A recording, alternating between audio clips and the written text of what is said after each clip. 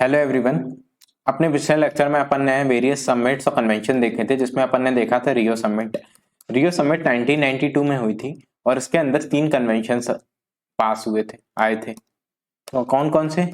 United nation convention on biodiversity, united nation convention to combat desertification and united nation framework convention on climate change.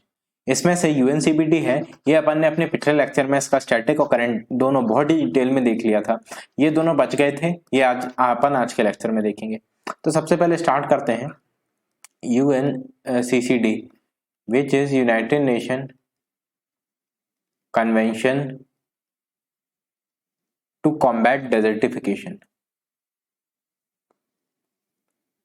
मैं important चीजें बताऊंगा आपको जो prelims के लिए बहुत ज्यादा इंपॉर्टेंट है। फालतू की चीजें अपन इधर उधर की डिस्कस नहीं करेंगे, बिकॉज ये दोनों काफी बड़े टॉपिक हैं, खासकर यूएनएफसीसीसी है ना, जो क्लाइमेट चेंज वाला कन्वेंशन है। अगर अपन बहुत ज्यादा डिस्कस करेंगे तो आपको याद नहीं होगा, और वैसे भी बहुत कम समय बचा है प्रीलिम्स के लिए। तो यूएनसीसीडी कुछ इंपॉर्टेंट बातें। First, it is first and only legally binding convention on desertification. इससे आपको क्या पता चल रहा है? एक तो है पहला और इकलौता legally binding convention and desertification में आपको याद रखना है कि ये लीगली बाइंडिंग होता है, ये पहली चीज हो गई।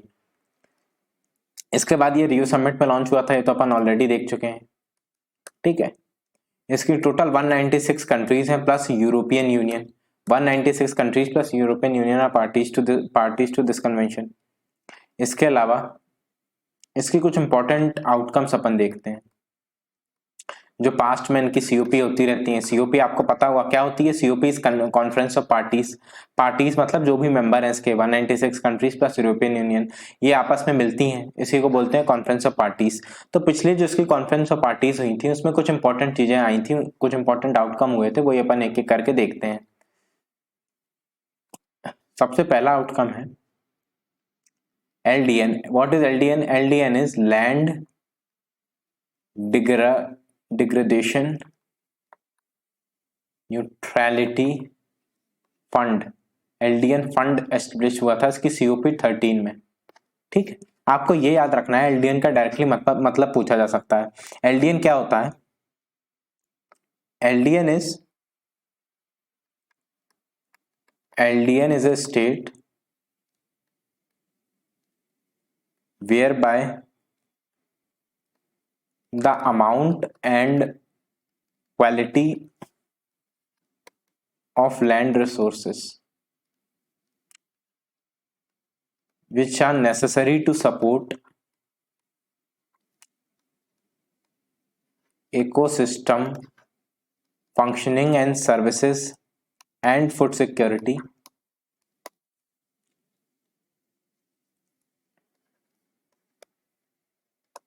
remain stable or increases in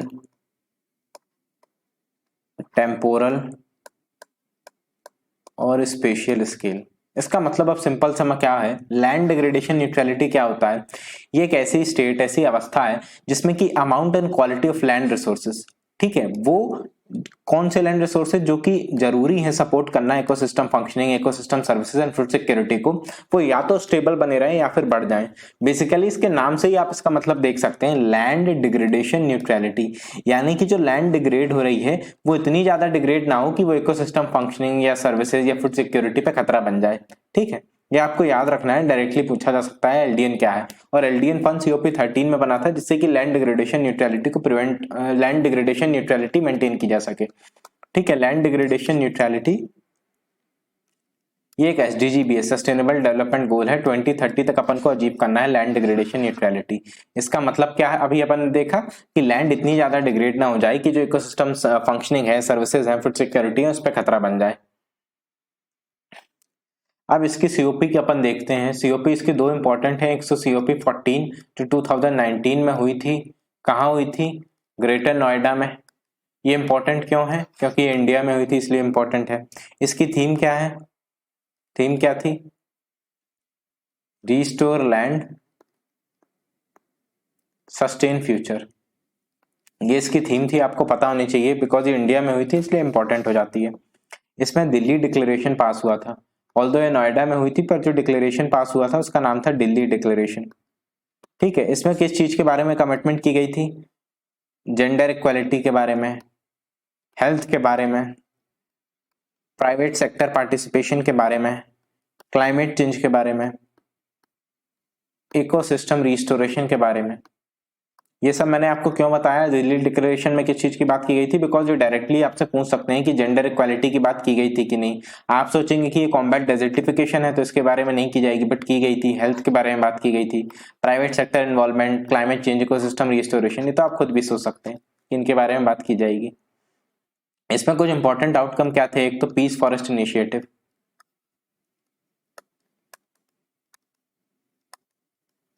piece forest initiative क्या कहता है कि ये दो कंट्रीज हैं, इसका जो बॉर्डर एरिया है यहाँ पास जो लैंड डिग्रेडेशन हो रहा है उसे प्रिवेंट किया जाए या इकोसिस्टम है उसे रिस्टोर किया जाए। ये बेसिकली साउथ कोरिया ने प्रपोज किया था। ये कहता है कि ecological restoration as a peace building process.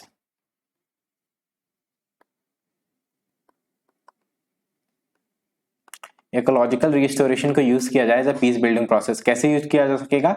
जो बॉर्डर एरियाज है वहां पास के जो लैंड है उस वहां पास इकोलॉजिकल रिस्टोरेशन किया जाए, दोनों कंट्रीज मिलकर करें।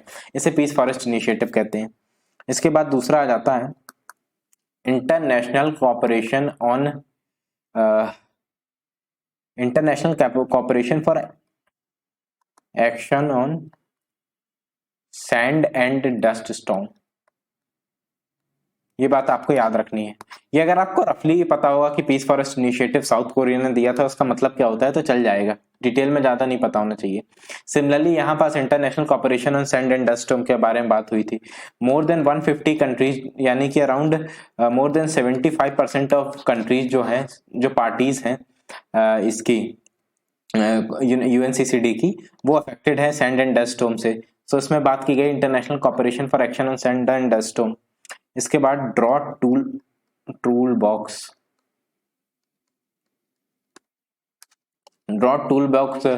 एस्टेब्लिश किया गया जिससे कि ड्रॉट से अच्छे से लड़ा जा सके या फिर इसको एंटिसिपेट किया जा सके, लोगों को प्रिपेयर किया जा सके, अच्छे से एक्शन हो सके इसके प्रति। और इसके अलावा इंपॉर्टेंट है green wall of India. Green wall of India क्या है? अगर अपन इंडिया का मैप बनाए ऐसे ही है ना, आप ही आगे देख लेना।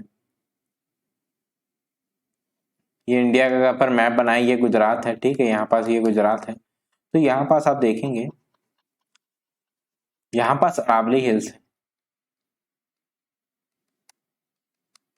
यहाँ पास है थार थार डेजर्ट राजस्थान में।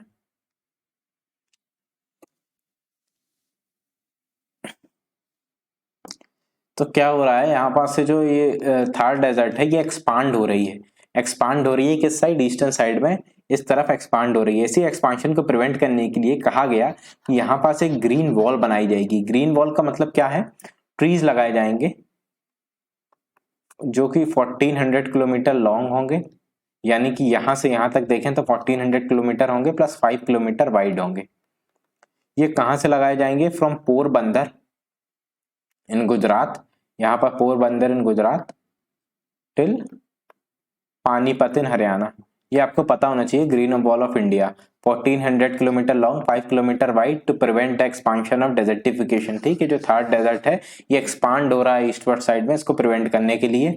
ये कहाँ से आएगा? यहाँ नहीं, पोरबंदर, यहाँ पोर्ट सिटी है, ठीक है, पोरबंदर से लेके अपना पानीपत तक है। ये बात आपको पता होनी चाहिए। और ये इंस्पायर्ड किससे है? ये इंस्पायर्ड है great green wall of Africa. अब अफ्रीका में भी सहारा डेजर्ट है, उसका भी एक्सपांशन हो रहा है, उसे प्रिवेंट करने के लिए great green wall of Africa है। ये कहां से कहां तक जाती है? फ्रॉम सेनेगल, सेनेगल कहाँ है? वेस्ट साइड में है, Senegal in the western side to Djibouti in eastern side. यहां से यहां तक जाती है और ये सहारा डेजर्ट के एक्सपांशन को रोकने के लिए। इतनी चीजें आपको पता होनी चाहिए। ये कुछ चीजें थी जो काफी इंपॉर्टेंट है COP14 को लेके। अब रिसेंटली अगर अपन देखें, अभी अभी एक COP हुई है, ये COP14 थी, और जो लेटेस्ट COP हुई है वो कौन सी है, COP15। ये कहाँ पे हुई है, एक सेकंड,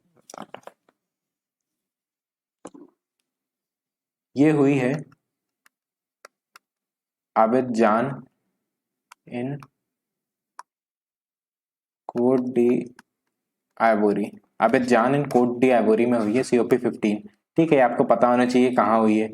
इसके बारे में कुछ इंपॉर्टेंट चीजें हैं जो आपको पता बननी चाहिए। सबसे पहले वही अपन थीम देखते हैं, उसकी क्या थी, रिस्टोर लैंड सस्टेन फ्यूचर। इसकी थीम क्या है, land life legacy from scarcity to prosperity. ये थीम आपको याद होनी चाहिए, land life legacy from scarcity to prosperity. इसके बाद इसमें कुछ बातें की गई, इसमें बातें की गई कि 1 billion hectare of degraded land,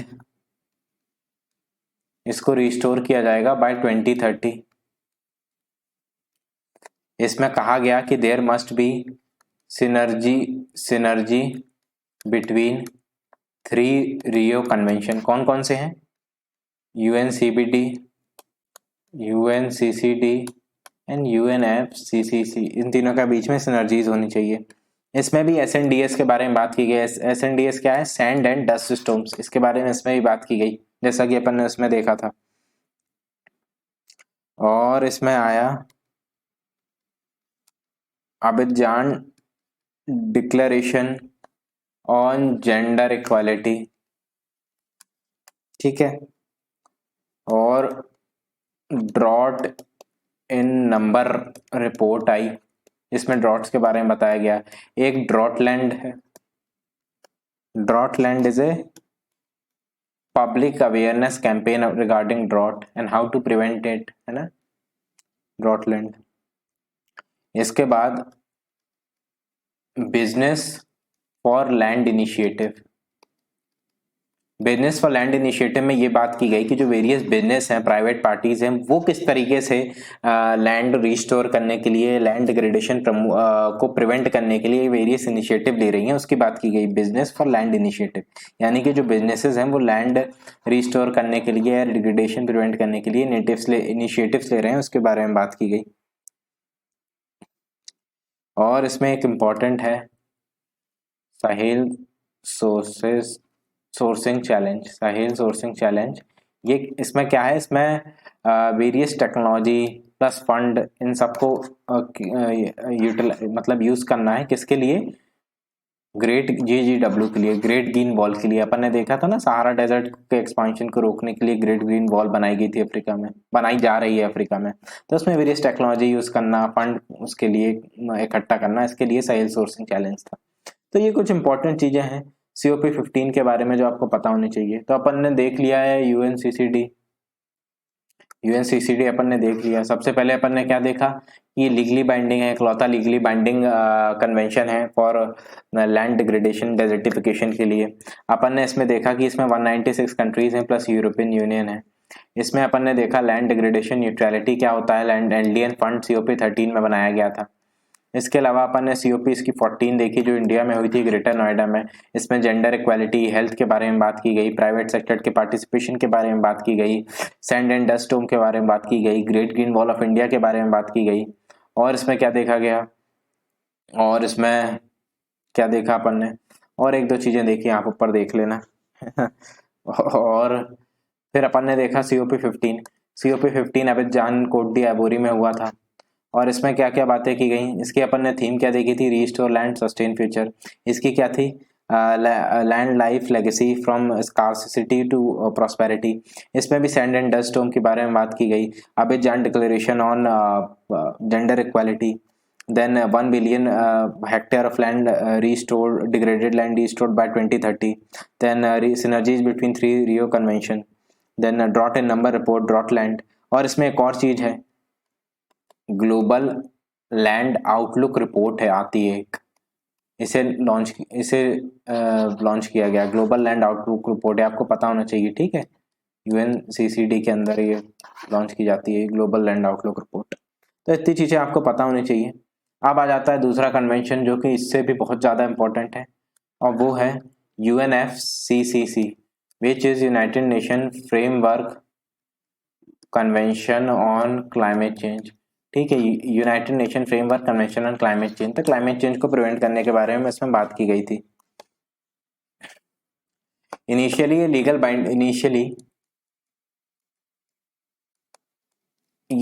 binding नहीं था, ठीक है, इनिशियली लीगली बाइंडिंग नहीं था, बट लेटर स्टेजेस में इट इज फुलफिल्ड बाय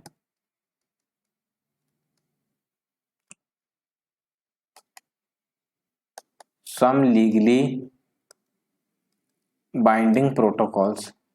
तो इनिशियली ये लीगली बाइंडिंग नहीं था, बट लेटर स्टेजेस में it is fulfilled by some legally binding protocols, यानी कुछ लीगली बाइंडिंग प्रोटोकॉल्स पास हुए जिसके थ्रू ये लीगली बाइंडिंग बना दिया गया। इसका सेक्रेटरीट कहाँ है? इसका सेक्रेटरीट है इन द बॉन, जर्मनी। और इसकी जो सीओपी हुआ है वो पहली सीओपी कहाँ हुई थी? पहली 1995 में हुई थी बर्लिन में, और इसकी सीओपी एवरी ईयर होती है।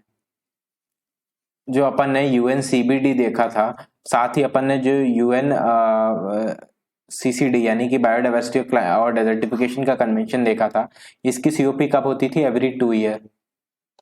एवरी 2 ईयर, इसे बाइनियल भी कहते हैं, ठीक है, बाइनियल, एवरी 2 ईयर को बाइनियल भी कहते हैं। लेकिन जो इसकी सीओपी है क्लाइमेट चेंज वाली की, ये हर साल होती है। इसकी सीओपी पुरानी भी कुछ इंपॉर्टेंट है तो आपको पता होना चाहिए। सीओपी 1 कहाँ हुई थी? 1995 में हुई थी इन बर्लिन, जर्मनी। और यहाँ पास हुआ था Berlin mandate. Berlin mandate is basically, Berlin mandate finalise the mandate of UNFCC, यानी कि जो united nation framework convention on climate change है, इसका मैंडेट को फाइनलाइज किया गया। और इसका मैंडेट क्या था? Control green house gases to limit climate change. I hope आपको ग्रीन हाउस गैसेस का मतलब पता हो क्या होती है ना? CO2, और कौन सी होती है? Methane, nitrous oxide, then we have the hydrofluorocarbon, perfluorocarbon, SF6 which is sulphur hexafluoride. ये 6 मेन होती हैं, ठीक है, आपको पता होना चाहिए। इसमें मैक्सिमम इससे होता है, मैक्सिमम यानी कि 2/3 ऑफ ग्लोबल वार्मिंग इसके थ्रू होती है। ये मेन निकलती कहाँ से है? मैक्सिमम कहाँ से निकलती है? ये मैक्सिमम निकलती है कहाँ से? एनर्जी प्रोडक्शन से, जो पावर प्लांट होते हैं ना, उसके थ्रू मैक्सिमम ये आती है। मीथेन और नाइट्रस ऑक्साइड मैक्सिमम कहाँ से आती हैं? फ्रॉम एग्रीकल्चर, ये आपको पता होना चाहिए। और ये जो फ्लोरिनेटेड गैसेस हैं, ये मैक्सिमम कहाँ से आती हैं? From industries.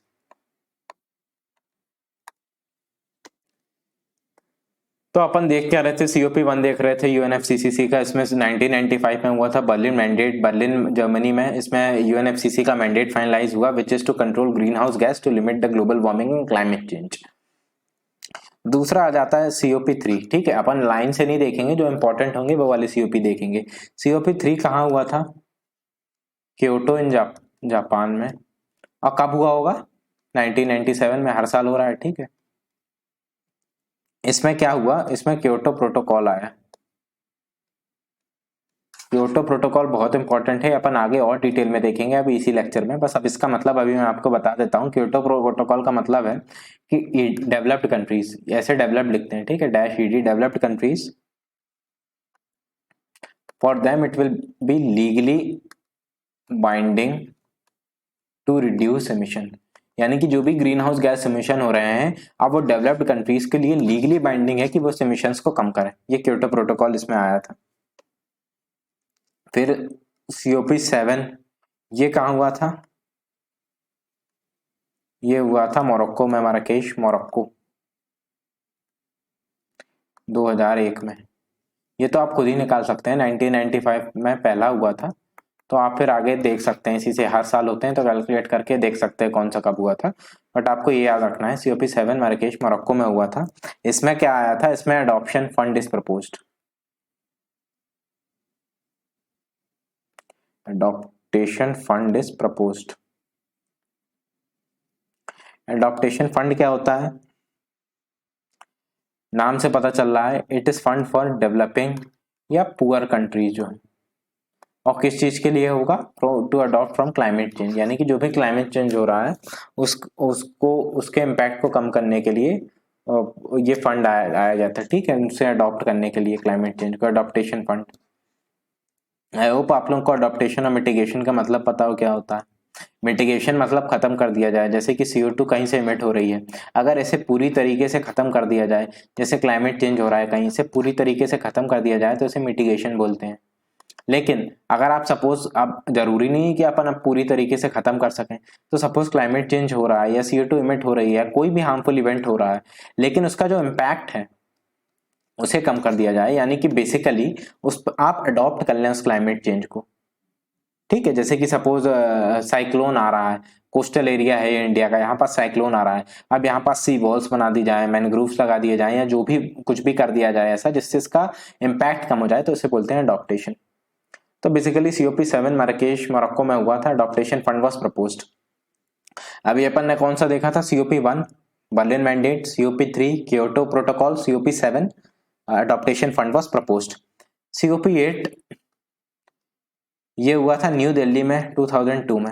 अब ये क्यों मैं बता रहा हूँ, बिकॉज ये इकलौता है जो अभी तक इंडिया में हुआ है, ये आपको पता होना चाहिए, इसमें कुछ खास नहीं हुआ था बट आपको ये पता होना चाहिए COP8 न्यू दिल्ली में हुआ था, इकलौता है UNFCCC का COP जो इंडिया में हुआ था। अब COP11 ये हुआ था मॉन्ट्रियल कनाडा में 2005 में, ठीक है। इसमें क्या हुआ था, इसमें red was formulated and Kyoto protocol ratified.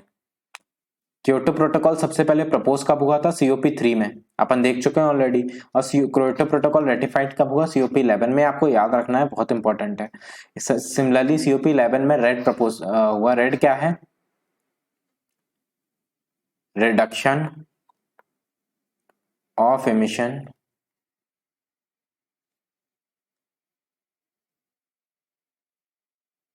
From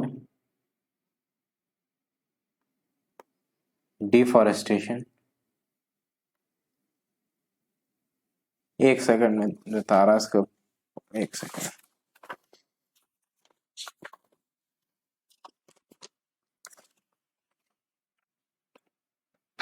deforestation and forest degradation, यानी कि जो भी इमिशन हो रहा है डिफॉरेस्टेशन से और फॉरेस्ट डिग्रेडेशन से प्रिवेंट किया जाए, इसे रिड्यूस किया जाए। एक और चीज होती है विच इज रेड प्लस। चलो अपन आगे ही देख लेंगे इसे। तो अपन COP11 देख रहे थे, Montreal Canada, Kyoto protocol ratified and red was formulated. ये सारे आपको याद करने हैं, कुछ बार आपको रिवाइज करने पड़ेंगे तभी याद होंगे, आसान नहीं है याद करना ऑल दो, बट फिर भी चीजें इंपॉर्टेंट रहती हैं। अब COP13 कहाँ हुई थी, बाली में। COP13 हुई थी बाली में, जिसमें कि जो अडॉप्शन फंड है इट वॉज फॉर्मुलेटेड। जो COP7 है उसमें अडॉप्शन फंड प्रपोज किया गया था, और COP13 में adoption fund was formulated and Bali action plan for Kyoto protocol. Bali action plan बनाया गया to fulfil the Kyoto protocol. Kyoto protocol क्या था, COP3 में आया था, ठीक है। ये था क्या क्योटो प्रोटोकॉल, ये था कि डेवलप्ड कंट्रीज के लिए लीगली बाइंडिंग होगा कि वो अपनी ग्रीन हाउस गैस एमिशन को कम करें। अब Bali action plan for Kyoto protocol में 2 कमिटमेंट पीरियड दिए गए।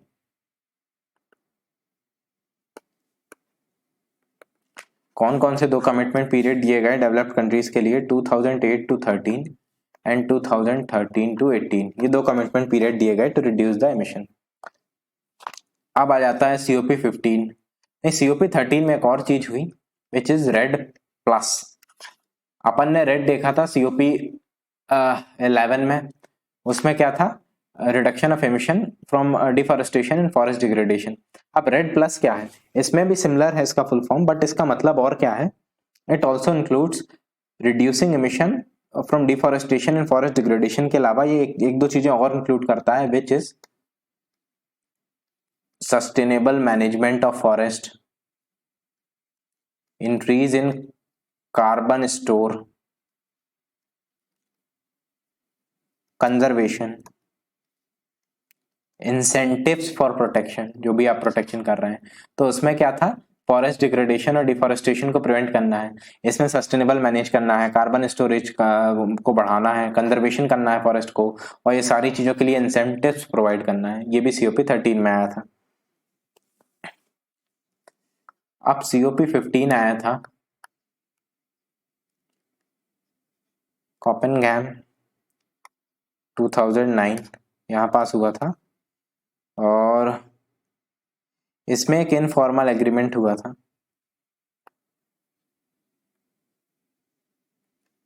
Between USA plus basic countries. Basic क्या है, BA for Brazil, South Africa, India and China, Brazil, South Africa, India, China, to voluntary reduce the emission. ये एक informal agreement है जो COP 15 में हुआ था। अब इसके अलावा COP 18 आपको पता होना चाहिए, ये हुई थी दोहा में, ठीक है, दोहा कतार। ये क्या कहती है, इसमें दोहा अमेंडमेंट हुआ। दोहा अमेंडमेंट क्या कहता है, अपन ने देखा था कि एक बाली एक्शन प्लान था फॉर क्योटो प्रोटोकॉल, जिसमें 2 कमिटमेंट पीरियड थे, 2008 टू 13 एंड 13 टू 18।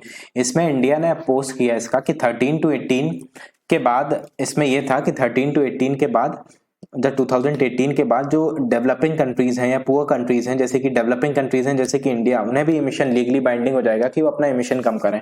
पर इंडिया ने कहा कि जो सेकंड कमिटमेंट पीरियड है उसे बढ़ाया जाए, तो उसे बढ़ा के दोहा अमेंडमेंट में उसे बढ़ा के 2008, पहले यहाँ तक था 2013 टू 18, इसे बढ़ा के 2013 टू 2020 कर दिया गया। ठीक है, ये बात आपको याद रखनी है। अब COP 19, ये हुई थी वॉर्सो में, वॉर्सो पोलैंड। इसका इंपॉर्टेंट आउटकम क्या था, Warsaw international mechanism on LNDs, loss and damage. ये क्या होता है, जो भी पुअर कंट्रीज या डेवलपिंग कंट्रीज हैं उनमें क्लाइमेट चेंज के कारण या एमिशन बढ़ने के कारण जो भी लॉस हो रहा है, डैमेज हो रहा है, उसको प्रिवेंट करने के लिए, उनको बचाने के लिए, या उसको प्रिवेंट करने के लिए फंड, टेक्नोलॉजी सपोर्ट प्रोवाइड करने के लिए एक मैकेनिज्म बनाया गया, Warsaw international mechanism on loss and damage. फिर COP 21 तो बहुत ही ज्यादा फेमस है, आप सबको पता ही होगा, ये पेरिस में हुआ था, ठीक है, इसमें पेरिस एग्रीमेंट साइन हुआ था, जो अपन आगे एकदम अभी डिटेल में देखेंगे, Kyoto protocol and Paris agreement. Kyoto protocol किस में हुआ था, COP 3 में, याद रखना है आपको। इसके बाद COP 23, ये भी बोन में हुआ था, जर्मनी, और इसमें क्या हुआ था, तलोना डायलॉग फॉर डिस्प्यूट रेजोल्यूशन। इस पे क्वेश्चन आ चुका है UPSC में प्री में, ठीक है, 2020 में आ चुका है, शायद 18 में भी आया था, 2020 में एक ऑप्शन में था, ये आपको पता होना चाहिए। इसके बाद COP 26 जो हुई थी 2021 में, ये कहाँ हुई थी, ग्लासगो में। और जो COP 27 लेटेस्ट हुई है, ये कहाँ पास हुई है, इन शर्म एल शेख, इजिप्ट, ठीक है। कहाँ हुई है,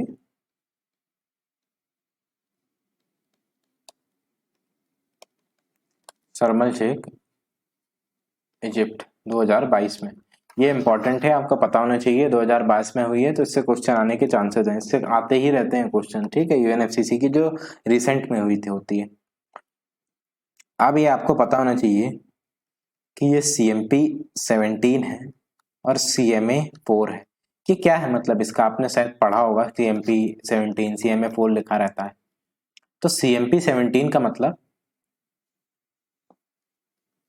ये जो क्योटो प्रोटोकॉल है, पी से क्या होता है प्रोटोकॉल, क्योटो प्रोटोकॉल कब साइन हुआ था, COP3 में। कब हुई थी COP3? 1997 में। तो इसकी कौन सी ये होगी, 17th है ये, ठीक है, पार्टीज टू क्योटो प्रोटोकॉल की 17th मीटिंग है। सिमिलरली आपको ये समझ आ गया होगा CMA 4 का क्या मतलब है, ए से एग्रीमेंट है। तो पेरिस एग्रीमेंट कब साइन हुआ था, COP21 में, 2015 में। तो इसकी 4th मीटिंग है। समझ आया आप लोगों को क्या है, CMP 17 इज द जो क्योटो प्रोटोकॉल है उसकी 17th मीटिंग है, CMA 4 is the Paris agreement की 4th मीटिंग है। अब इसमें क्या अंत में पास क्या हुआ, शर्मल शेख इम्प्लीमेंटेशन प्लान। कुछ अपन इसके मेजर आउटकम्स देखते हैं, ठीक है, इंपॉर्टेंट आउटकम्स हैं जो कि पूछे जा सकते हैं एग्जाम में।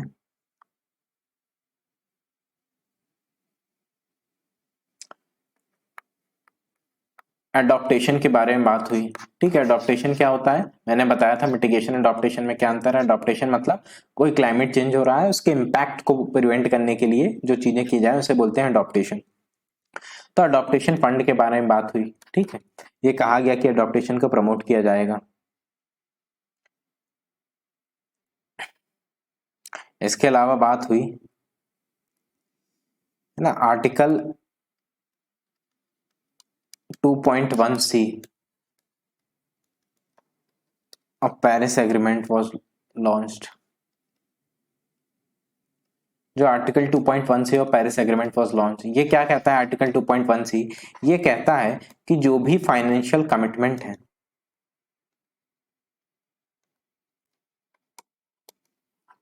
should align with global temperature target. यानी कि ग्लोबल टेम्परेचर टारगेट क्या है, global temperature target below 2 degree Celsius, below 1.5 degree Celsius by 20, है ना, by the end of 21st century. तो इस टारगेट को अचीव करने के लिए कुछ पैसे लगेंगे, फाइनेंशियल कमिटमेंट देनी पड़ेगी लोगों को। तो इसमें कहा गया कि जो भी फाइनेंशियल कमिटमेंट है should align with global temperature target. यानी बेसिकली जनरली कमिटमेंट कम होती है, तो इसमें बेसिकली बात की जा रही है कि आप कमिटमेंट को बढ़ाइए। इसके अलावा एस्टेब्लिश किया गया new funding mechanism for LND। LND is loss and damage, upon already देख चुके हैं, वार्सो international mechanism on loss and damage, ठीक है। लॉस एंड डैमेज का मतलब जो भी डैमेज या लॉस हो रहा है डेवलपिंग कंट्रीज या पुअर कंट्रीज में, उसको प्रिवेंट करने के लिए। देन ये कहा गया कि जो फाइनेंशियल सिस्टम है इसमें रिफॉर्म लाया जाए। रिफॉर्म कैसे लाया जाए कि एक तो जो सब्सिडीज दी जा रही हैं जो कि एमिशंस को बढ़ाती हैं उसे प्रिवेंट किया जाए। साथ ही बात की गई कि वर्ल्ड बैंक फंड ज्यादा प्रोवाइड करे डेवलपिंग कंट्रीज और पुअर कंट्रीज को, जिससे कि वो ऐसे स्टेप ले सकें जिससे कि एमिशन कम हो सके। तो फाइनेंशियल सेक्टर रिफॉर्म्स के बारे में बात की गई।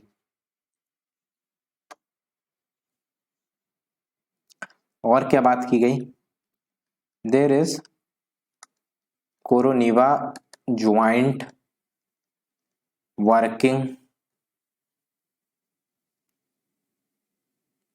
ग्रुप फॉर एग्रीकल्चर, ठीक है।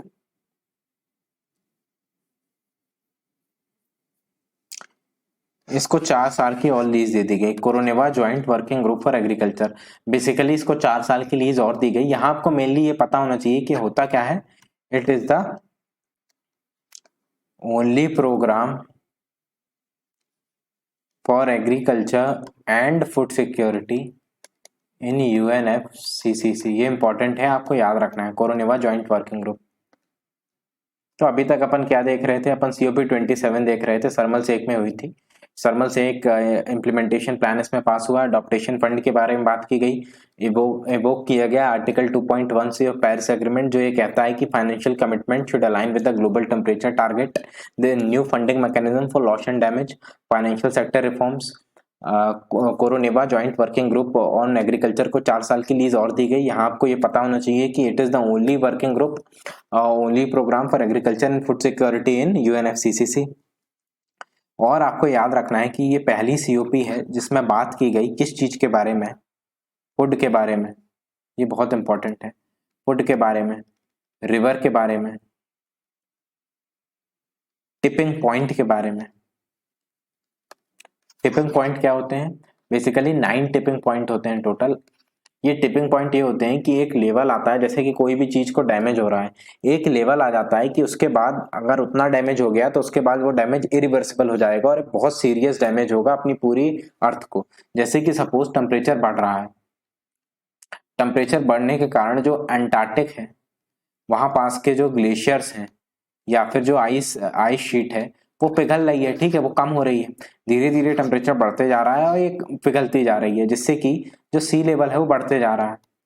अब एक ऐसा लेवल आएगा, एक इतना ज्यादा टेम्परेचर बढ़ जाएगा कि ये जो ये जो मेल्टिंग हो रही है आइस शीट्स की, ये इतनी ज्यादा हो जाएगी कि एक बहुत ज्यादा ही सीवियर डैमेज होगा, बहुत ज्यादा सी लेवल बढ़ जाएगा, जिससे बहुत ज्यादा सीवियर डैमेज होगा अपनी अर्थ को, अपने इकोसिस्टम को। इसी को बोलते हैं टिपिंग पॉइंट। टिपिंग पॉइंट यानी कि इतना, ये नॉट टिपिंग पॉइंट है, अगर ये नॉट टिपिंग पॉइंट पहुंच गए तो बहुत ज्यादा सीवियर डैमेज होगा अपनी अर्थ को। तो इसके बारे में इसमें बात की गई। और क्या बात की गई? Right to healthy environment. और बात की गई एनबीएस की। एनबीएस क्या होता है? Nature based solution. यानी कि जो भी सॉल्यूशन है क्लाइमेट चेंज का या इमिशन बढ़ने का, वो किस पे बेस हो? नेचर बेस्ड हो। यानी कि नेचर बेस्ड सॉल्यूशन, बेसिकली आप ज्यादा पेड़ पौधे लगाएं या कुछ भी नेचर के थ्रू आप उसका सॉल्यूशन निकालें क्लाइमेट चेंज का, तो उसे बोलते हैं नेचर बेस्ड सॉल्यूशन। तो ये पहला सीओपी है जिसमें food, river, tipping point, right to healthy environment and nature based solution की बात की गई। इसके अलावा और क्या है? Breakthrough agenda, set priorities. यानी कि जो ब्रेक थ्रू एजेंडा है ये कब आया था? ये सीओपी 26 जो ग्लासगो में हुई थी वहां पास हुआ था। इसकी प्रायोरिटीज ने प्रायोरिटीज सेट की गई। तो अब ब्रेक थ्रू एजेंडा क्या था जो सीओपी 26 में आया था? ये बेसिकली बात करता है कि जो भी क्लीन टेक्नोलॉजीज है, क्लीन टेक्नोलॉजी यानी कि जो क्लाइमेट चेंज नहीं कराती, जो भी क्लीन टेक्नोलॉजी है उसे फर्दर क्लीनर एंड चीपर बनाया जाए।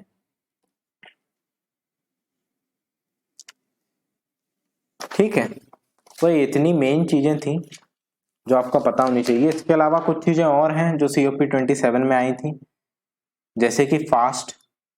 What is FAST? FAST is food and agriculture for sustainable transformation. ये फाओ इंप्लीमेंट करता है। FAO is food and agriculture organization. तो ये आया इसमें कि जो फूड एंड एग्रीकल्चर है उसे इस तरीके से बनाया जाए, मतलब उसे सस्टेनेबल बनाया जाए, जिससे कि जो भी फूड प्रोडक्शन है, जो भी एग्रीकल्चर है, उसके थ्रू इमिशंस कम हो, क्लाइमेट चेंज ना हो। तो ये आया। डायरेक्टली वो पूछ लेते हैं कि फास्ट कहाँ पास आया था, मतलब किस में बात की गई थी? तो सीओपी 27 में बात की गई थी। इसके अलावा there is M for C. What is M for C? Agriculture innovation mission for climate. ठीक है, agriculture innovation mission for climate, यानी कि बेसिकली इस तरह के इनोवेशन किए जा सकें जिससे कि एग्रीकल्चर हो रहा है उससे जो क्लाइमेट चेंज है वो कम हो सके। यानी बेसिकली ये क्लाइमेट स्मार्ट एग्रीकल्चर के बारे में बात करता है। India is not a member, ये आपको याद रखना है, India is not a member. इसके अलावा बात की गई इंटरनेशनल, एक अलायंस बनी इसमें, इंटरनेशनल ड्रॉट रेजिस्टेंट अलायंस। ठीक है, नाम से पता चल रहा है ड्रॉट रेजिस्टेंस अलायंस, यानी कि जो ड्रॉट हो रहा है उससे डैमेज ना हो, ड्रॉट के प्रति आप रेजिस्टेंट बन जाए। इसमें भी India is not a party, आपको पता होना चाहिए। और आया global shield against climatic risk. ठीक है, global shield against climatic risk, यानी कि जो भी क्लाइमेट चेंज हो रहा है उससे वेरियस रिस्क होंगे, उसकी ग्लोबल शील्ड आप तैयार करें। इसका बेसिकली मतलब क्या हुआ? इसका मतलब ये हुआ कि सोशल प्रोटेक्शन स्कीम्स या इंश्योरेंस दिए जाएं। ठीक है, जो भी क्लाइमेट चेंज होगा उससे वेरियस रिस्क होगा लोगों को, जैसे कि सपोज क्लाइमेट चेंज से जो सी लेवल राइज हो रहा है उससे जो कोस्टल एरियाज में रह रहे हैं उनको रिस्क होगा। फूड सिक्योरिटी पे इशू आ रहा है तो जो गरीब लोग हैं जिनको फूड अवेलेबल नहीं होता उनको और ज्यादा दिक्कत आएगी। तो बेसिकली इससे बचाने के लिए ग्लोबल शील्ड के बारे में बात करता है, global shield against climate risk by providing social protection schemes and insurance. लोगों को इंश्योरेंस या सोशल प्रोटेक्शन स्कीम बनाई जाए जिससे कि कम हो सके। और ये कौन किसने लॉन्च किया है? G7 plus B20। G7 तो आपको पता होगा कौन कौन सी कंट्रीज होती हैं G7 में। ये 1975 में बनी थी, एक इनफॉर्मल ग्रुपिंग है। US, Canada, Japan, UK, France, और कौन होता है इसमें? इटली एंड जर्मनी, ये 7 कंट्रीज होती हैं। और V20 क्या होता है? V20 is vulnerable 20। They are most vulnerable to climate change. नाम है V20 बट 58 कंट्रीज होती हैं, ठीक है टोटल। तो आपको पता होना चाहिए G7 प्लस V20 ने UNFCCC की COP27 में एक global shield against climatic risk launch की है। और इसी को ध्यान में रखते हुए वर्ल्ड बैंक ने ग्लोबल शील्ड फाइनेंसिंग फैसिलिटी बनाई है टू सपोर्ट दिस इनिशिएटिव। ठीक है, ग्लोबल शील्ड फाइनेंसिंग फैसिलिटी। इसके अलावा देर इज, हाँ, also you need to remember that India is not a member. जो अपनी global shield against climatic risk बनाया गया है इसका इंडिया मेंबर नहीं है। Then there is industry transition programme. Industry transition programme क्या बात करता है कि जो भी डेवलपिंग कंट्रीज हैं, जो भी डेवलपिंग कंट्रीज में इंडस्ट्रीज हैं वेरियस, उनको सपोर्ट किया जाए फॉर ट्रांजिशन, यानी कि transition from towards the clean energy, towards reducing the emission. ठीक है, industry transition programme. Then there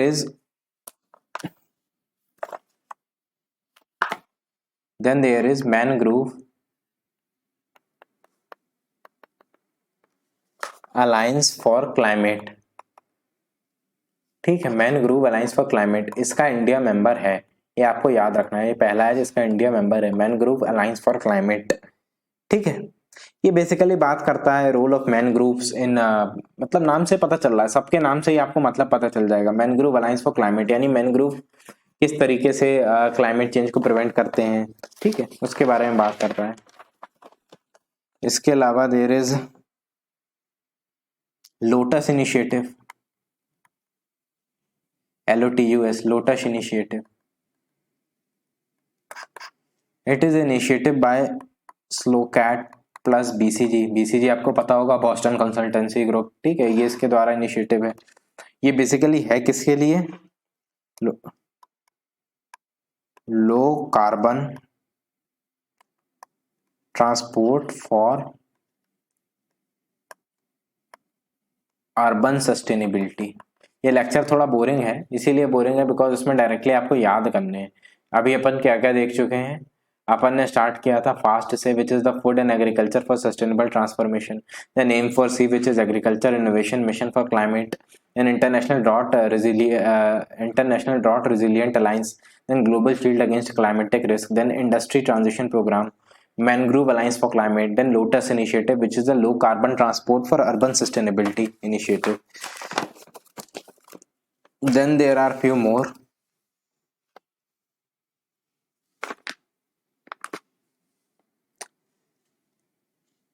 There is first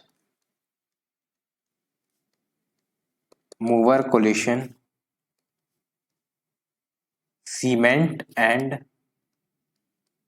first mover coalition, cement and concrete commitment.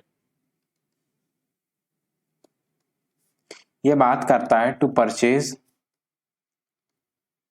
at least 10% near zero carbon cement and concrete by 2030. ठीक है, first mover coalition cement and concrete commitment purchase at least 10% of near zero carbon concrete and cement by 2030 and India as a member. ठीक है, then comes lead IT which is leadership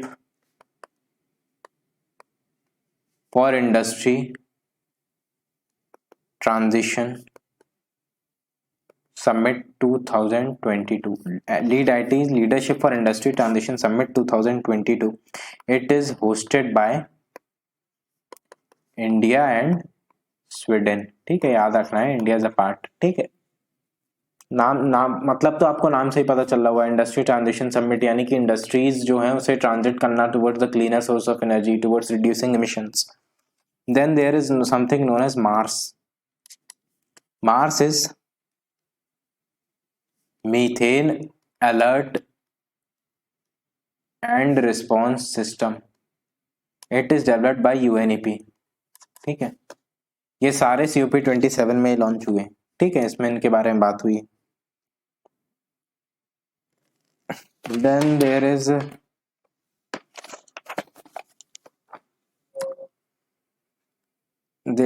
early warning for all. ठीक है, early warning basically early warning system. Early warning system किसके लिए होता है? Disasters के लिए होता है. तो बेसिकली अर्ली वार्निंग सिस्टम सबको अवेलेबल कराना डिजास्टर के लिए बाय 2030 आई थिंक, है ना. ये बेसिकली कोई डेट नहीं दी गई, मतलब ये कहा गया कि अर्ली वार्निंग सिस्टम सबके लिए अवेलेबल कराना फॉर डिजास्टर मैनेजमेंट. ये वर्ल्ड मेट्रोलॉजिकल ऑर्गेनाइजेशन ने लॉन्च किया है. ठीक है, then there is something known as aware. What is aware? Aware is action on water adaptation and resilience. ये भी वर्ल्ड मेट्रोलॉजिकल ऑर्गेनाइजेशन का इसमें रोल है इसको लॉन्च करने में. सो नाम से ही पता चल रहा है, action on water adaptation resilience. Basically इसमें वाटर के बारे में बात की जाती है. It will address the water security as a part of climate change adaptation. Water security के बारे में बात की जाती है और इसे क्लाइमेट चेंज से रिलेट किया जाता है. बेसिकली क्लाइमेट चेंज हो रहा है, उससे ड्रॉट्स वगैरह आते हैं, वाटर सिक्योरिटी का इशू होता है, तो उन सब बारे में बात की जाती है. Action on water adaptation resilience. तो इतनी चीजें थी जो COP 17 में आई थी. अपन COP 17 नहीं 27, ये शर्मल शेख इजिप्ट में हुआ था. ठीक है, इसमें क्या क्या बातें हुई अडॉप्टेशन के लिए? Loss and damage fund, adaptation fund, invoked article 2.1C और Paris agreement which says that the financial commitment should match the global temperature targets. इसके बारे में और भी बहुत सारी चीजें के बारे में बात की गई. ठीक है ना. कोरोनिवो वर्किंग ग्रुप ऑन एग्रीकल्चर, इसमें पहली बार बात की गई फूड के बारे में, रिवर्स के बारे में, टिपिंग पॉइंट के बारे में, नेचर बेस्ड सॉल्यूशन के बारे में, राइट टू हेल्दी इन्वायरमेंट. इसके अलावा अपन ने बहुत सारे इनिशिएटिव्स देखे एक एक करके, जो उनके बारे में एटलीस्ट आपको नाम पता होना चाहिए और एटलीस्ट ये पता होना चाहिए कि इंडिया उसका पार्ट है कि नहीं. इंडिया 2-3 ही का पार्ट है, आपको पता होना चाहिए, है ना. जैसे कि lead IT, first mover coalition cement and concrete commitment. इसके अलावा मैनग्रोव अलायंस फॉर क्लाइमेट, है ना, इनका पार्ट है इंडिया. तो ये आपको पता होना चाहिए और नाम पता होना चाहिए. डायरेक्टली पूछ लेते हैं कहाँ लॉन्च हुआ था और बेसिक मतलब पता होना चाहिए. तो अपन ने COP 20 अपन UNFCCC देख रहे थे. उसके अपन ने वेरियस कॉन्फ्रेंस ऑफ पार्टीज देखी. अपन ने जब COP बन हुई थी वहां से शुरू किया, जो भी चीजें इंपॉर्टेंट थी वो देखी. हालांकि ये बहुत ज्यादा है, बहुत ज्यादा कठिन है याद करना. मैं मानता हूँ मुझे खुद याद नहीं है, इसलिए मैं भी खुद बहुत सारी चीजें देख रहा था पढ़ाते समय, बट फिर भी आपको पता होना चाहिए. एटलीस्ट आप एक बार रिवाइज कर लें, इससे आपको रफ आइडिया हो जाए. अब 2 बहुत इंपॉर्टेंट चीजें हैं, छोटी छोटी हैं, वो अपन देख लेते हैं. One is Kyoto protocol. ठीक है, क्योटो प्रोटोकॉल कब आया था? COP 3 में आया था. ठीक है, COP 3 ऑफ UNFCCC. उसके बाद COP 11 में क्योटो प्रोटोकॉल रेटिफाइड. ये आपको याद होना चाहिए। मैंने ऊपर बताया था, बट ऊपर मैंने जैसा कि कहा याद करना कठिन है, तो यहाँ आप अलग से देख लीजिए। COP3 में पहली बार इसके बारे में बात हुई थी और COP11 में इसे रेटिफाई किया गया था। अब क्योटो प्रोटोकॉल कहता क्या है? ये कहता है कि it will be legally binding for developed countries to reduce the emission, ठीक है। एंड क्योटो प्रोटोकॉल ने बात की CBDR के बारे में। इसने बेसिकली लीगली बाइंडिंग बनाया किसके लिए? डेवलप्ड कंट्रीज के लिए। ऐसा क्यों? डेवलपिंग के लिए क्यों नहीं? क्योंकि इसमें CBDR की बात की गई, which is common but differentiated responsibility, यानी कि सबकी रिस्पॉन्सिबिलिटी है, कॉमन रिस्पॉन्सिबिलिटी है क्लाइमेट चेंज और इमिशन को कम करने की, बट डिफरेंट ये रिस्पॉन्सिबिलिटी सबकी है, but there is differentiated responsibility, यानी कि जो डेवलप्ड कंट्रीज हैं, जिन्होंने हिस्टोरिकली ज्यादा डैमेज किया है, जिनके पास फंड है, रिसोर्सेज हैं, उनकी ज्यादा रिस्पॉन्सिबिलिटी है, ठीक है। इसीलिए डेवलप्ड कंट्रीज के लिए लीगली बाइंडिंग बनाया गया कि वो अपने इमिशन को कम करें। अब इसमें कुछ एनेक्स होते हैं, जैसे कि annex 1 is for industrialised countries and for economies in transition.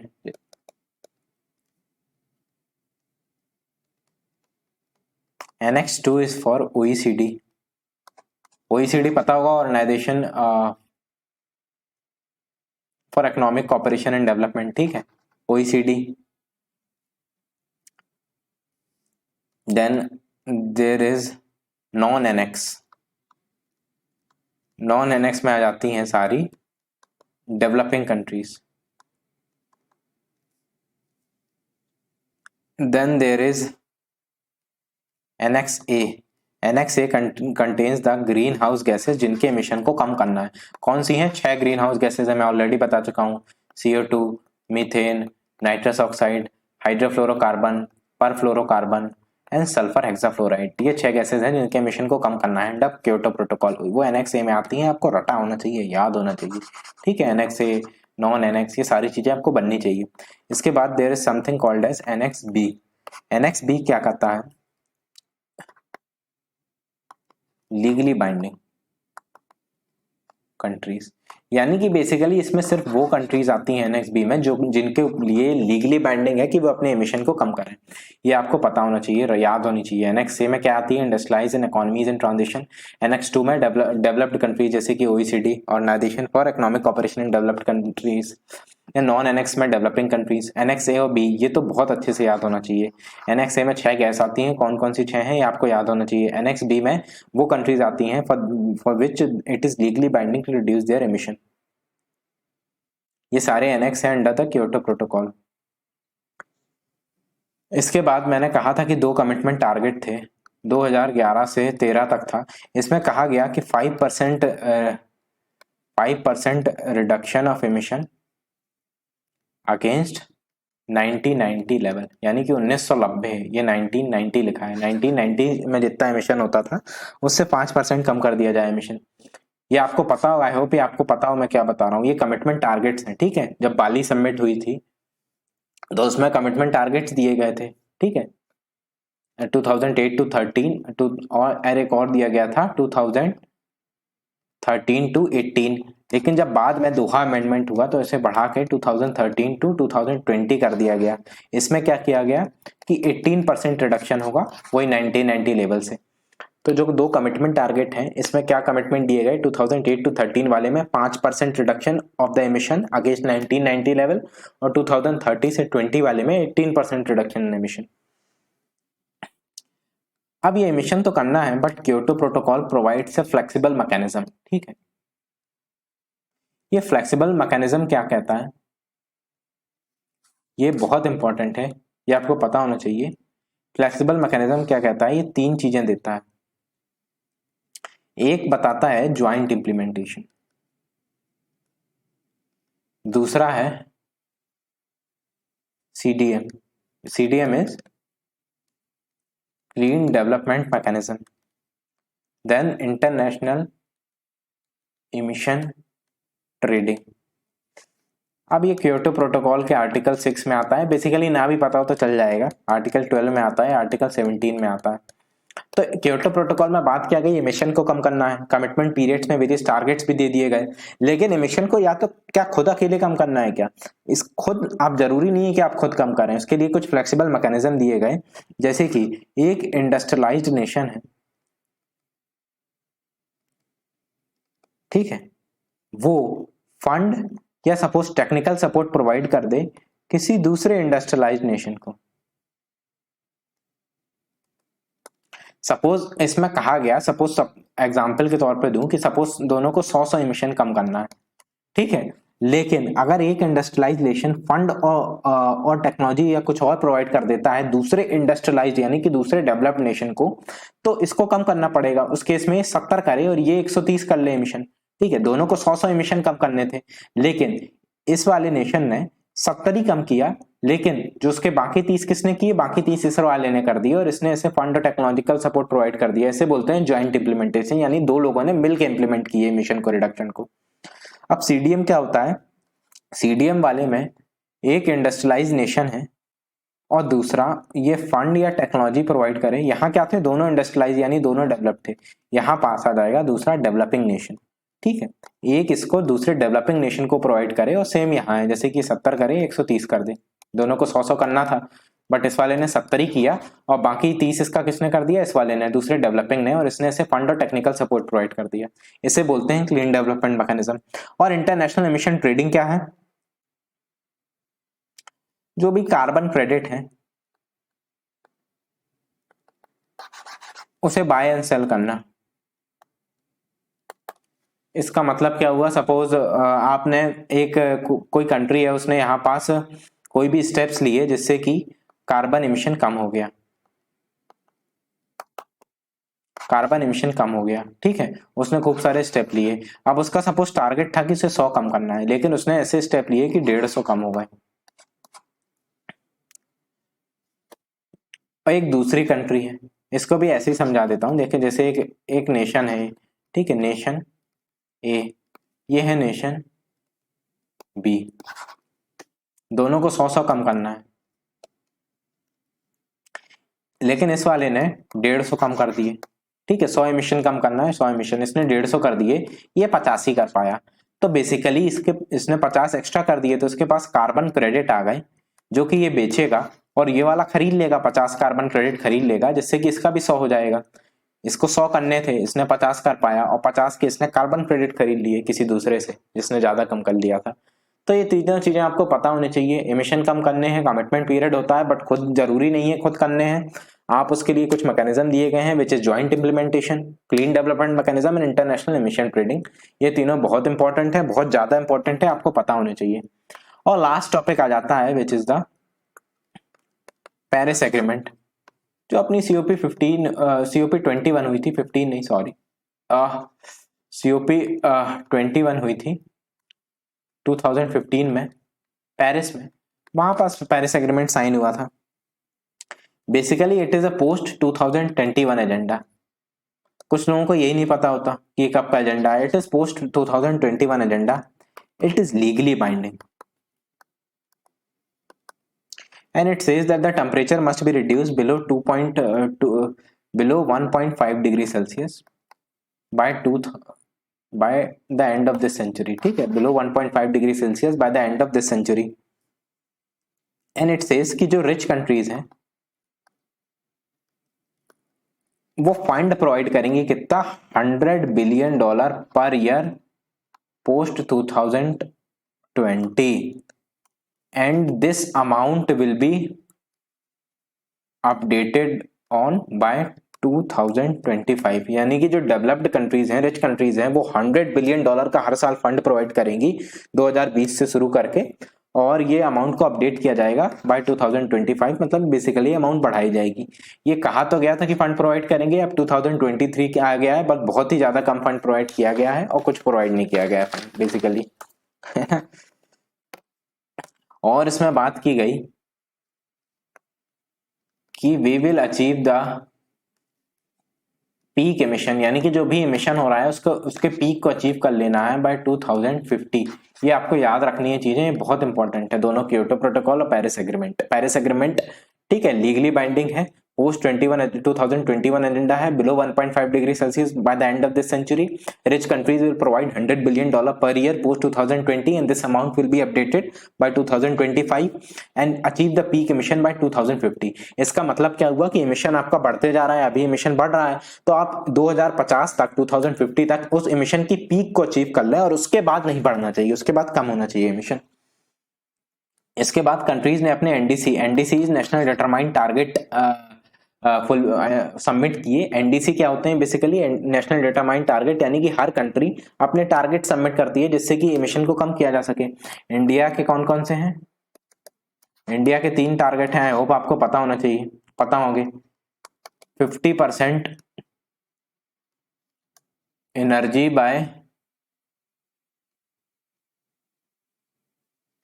Renewable sources या नॉन फॉसिल सोर्सेस, ठीक है। 50% energy by renewable sources, then 2.5 to 3 billion ton of carbon sink, then 40% reduction in emission. 95 का शायद या 1990 का है, आप देख लेना। ये बेसिकली एनडीसी आपको खुद ही पता होंगे, अपडेटेड एनडीसी है, इसमें इसको अपडेट किया गया है। पहले 40% था एनर्जी बाय रिन्यूएबल या नॉन फॉसिल सोर्सेज, और 50% कर दिया गया है, and 40% reduction in the emission, ठीक है। ये कुछ बातें थी जो आपको पता होनी चाहिए। और इसमें असेसमेंट की बात की गई, रेगुलर असेसमेंट होगा। सबसे पहला असेसमेंट होगा 2023 में, और फिर एवरी 5 ईयर होगा, ठीक है, जिससे कि ये देखने के लिए कि अपन टारगेट की अचीव कर पा रहे हैं कि नहीं, है ना, टारगेट कितना अचीव हो रहा है। ये एनडीसी आप फिर से देख लेना, शायद इसमें वैसे तो यही है शायद, पर आप एक बार देख लेना कि सही बताया है कि नहीं। तो ये कुछ चीजें थी अपन ने, मेन चीजें, ये आपको बहुत इंपॉर्टेंट है, Paris agreement and Kyoto protocol, ये आपको पता होने चाहिए। तो इस लेक्चर में अपन ने क्या क्या देखा? सबसे पहले अपन ने देखा United nation convention to combat desertification, इसके बारे में अपन ने डिटेल में देखा। फिर अपन ने UNFCCC United nation convention United nation framework convention on climate change देखा। इसमें अपन ने दोनों की लेटेस्ट देखी, COP 14 देखी, इसकी COP 15 देखी, इसकी COP 27 देखी, इसकी पिछली COP की कुछ इंपॉर्टेंट चीजें देखी। अपन ने क्योटो प्रोटोकॉल देखा, पेरिस एग्रीमेंट देखा। ये दोनों मैं रिपीट कर रहा हूँ कि बहुत ज्यादा इंपॉर्टेंट है, इनमें क्वेश्चन आ सकते हैं। साथ ही इसकी जो COP 27 हुई है, ये सबसे ज्यादा इंपॉर्टेंट है आज के लेक्चर में।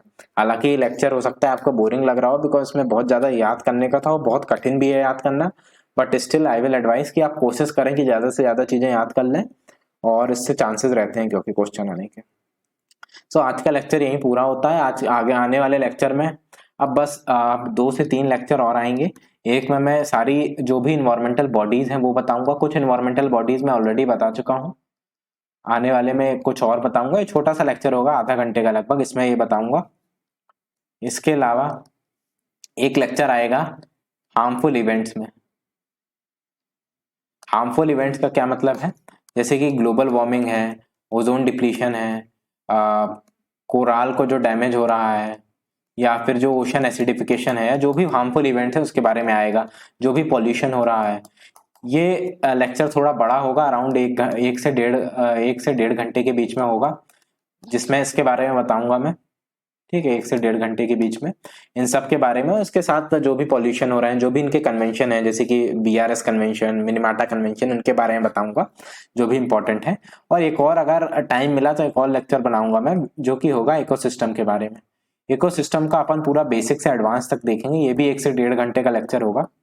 ये लास्ट में बनाऊंगा अगर टाइम मिला तो, क्योंकि ये ज्यादातर चीजें लोगों को पता होती हैं। इसमें फूड चेन, फूड वेब, और जो बेसिकली अपन मैनग्रोव्स, या जो भी अपने ये सब बायोम्स हैं, इन सब के बारे में बात करूंगा, ठीक है। ये भी थोड़ा इंपॉर्टेंट रहता है, बट मेनली इन दोनों पे तो मैं बनाऊंगा, इन्वायरमेंटल बॉडीज और हार्मफुल इवेंट्स पे, क्योंकि ये बहुत इंपॉर्टेंट है, खासकर हार्मफुल इवेंट्स, जो भी ग्लोबल वार्मिंग है, ओजोन डिप्लीशन है, कहाँ से ज्यादा इसमें बहुत स्पेसिफिक क्वेश्चंस आते हैं, जैसे कि इमिशन कहाँ से ज्यादा हो रहा है, ठीक है, जो लैंड इरोजन हो रहा है वो सबसे ज्यादा किसके कारण हो रहा है, ठीक है, ओजोन डिप्लीशन किसके कारण हो रहा है, मॉन्ट्रियल प्रोटोकॉल, किगाली एग्रीमेंट, ये सब आपको बेसिक चीजें आपको पता होनी चाहिए, छोटे छोटे क्वेश्चन आ सकते हैं इसमें।